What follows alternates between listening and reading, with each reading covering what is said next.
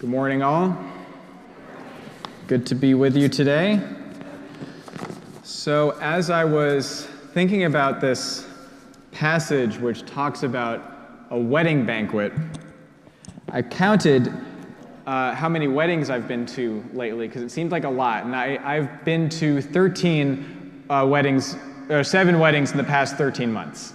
Not 13 weddings, that would have been crazy. But 7 still felt like quite a lot for me. Sort of a COVID backup, I think. A lot of them sort of scrunched together. But anyway, I found that when it came time to go to the reception at each of these weddings, I would find myself wondering, even just a little bit, maybe in the back of my mind, where will I be seated? What table did they put me at? Will it be one of the cool tables? And one of the fun tables? A place of honor? Or a quiet table tucked in the corner, far away from the action? And it seems that in life we always want a good seat, right? Whether figuratively or literally. We want to feel important. We want to be admired, recognized, respected. To be associated with the right people. Perhaps we want more likes and followers on our social media. And it seems that the things were not all that different in Jesus' day.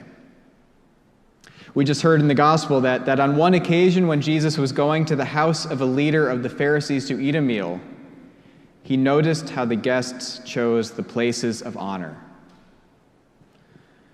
It seems that some people dedicate their lives to this pursuit of having the best seat, to climbing the social ladder. All of us, to one degree or another, have been formed by a culture of competition and hierarchy. And this tends to make us very status conscious and a little bit self-centered. Our place in the hierarchy, our seat at the table, after all, can become the measure of our self-worth, can come to define our identity. The Franciscan priest and teacher, Richard Rohr, once said that maybe culture could even be defined as attempts to earn worthiness or to validate the self by some extrinsic or outside measure. He goes on to call this a dead-end mentality.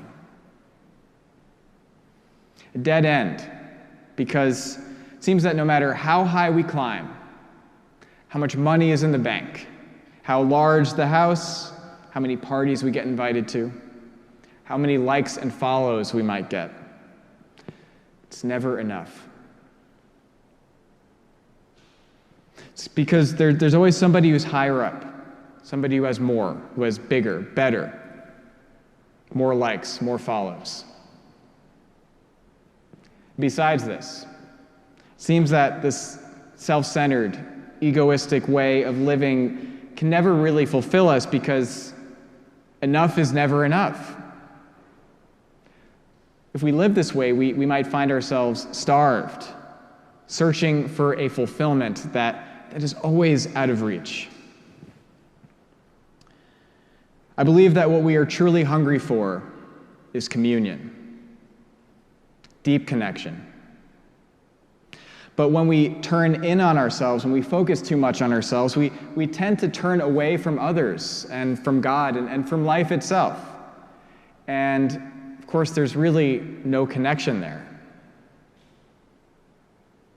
So it turns out that seeking approval, status, and superficial social connections can actually make us quite lonely, can leave us feeling rather empty. Or in the words of the prophet Bob Marley, the destruction of the poor is in their poverty, but the destruction of the soul is vanity.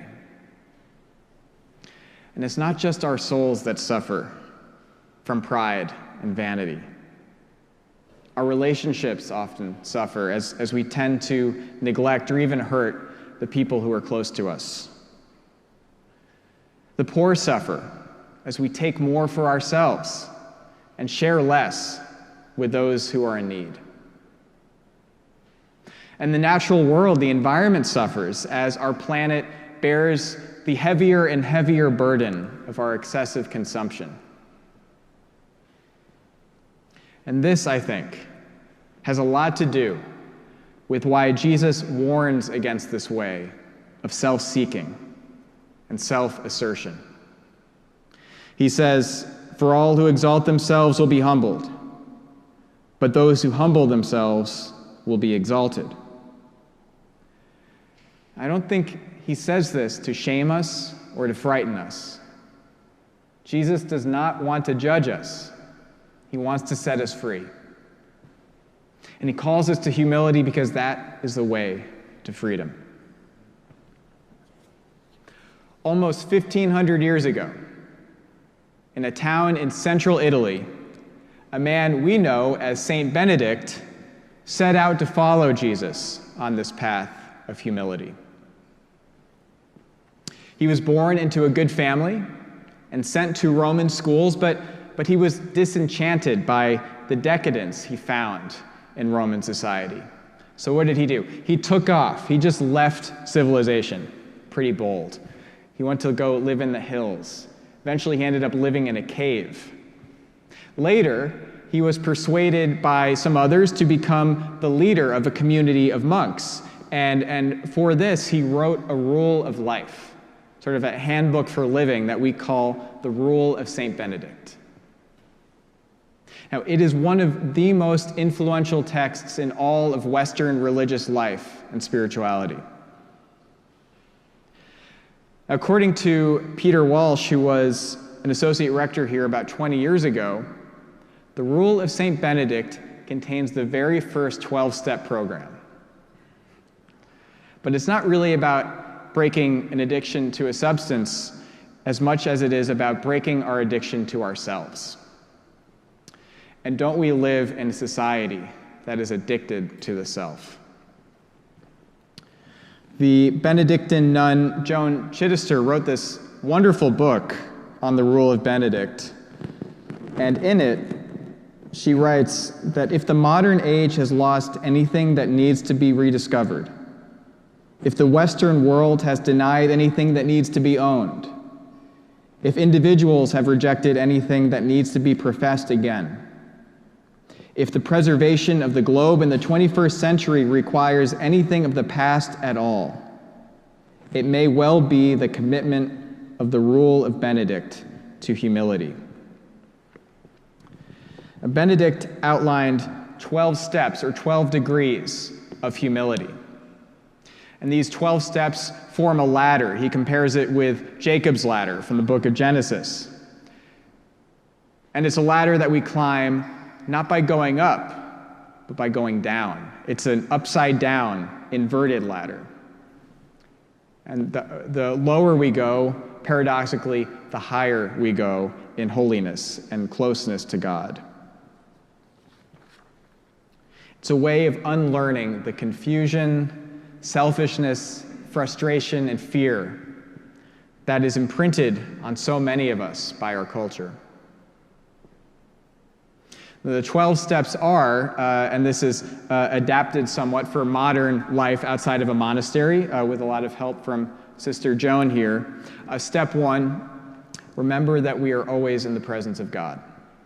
2, seek to do God's will rather than our own. 3, to listen to the words, direction, and insight of others. 4, to persevere amid challenges and disappointments. 5, to acknowledge our failures and our weaknesses to ourselves and to others who we can trust. 6, to just quit climbing the social ladder and to be content with who we are and what we have. 7, to become aware of our own littleness, our smallness, to stop regarding ourselves as better than others. 8, to follow the wisdom of good teachers and traditions. 9, to become comfortable with silence. 10, to not laugh at the expense of others, to not ridicule others. 11, speak gently, briefly, reasonably. And 12, to learn to regard ourselves as God regards us. Benedict taught that this ladder of humility leads to the perfect love of God and freedom from fear.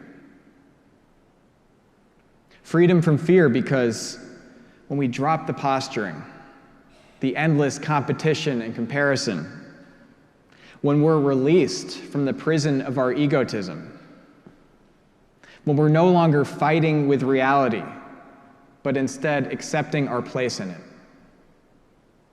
and when we surrender to the will and to the love of God, we might find that we have something that can never be taken away. The light, love, and life of God dwelling in us and flowing through us. Now, this is the wedding banquet that Jesus talked about, and it is always going on. And you and me and everybody and all creation with us, we are always invited.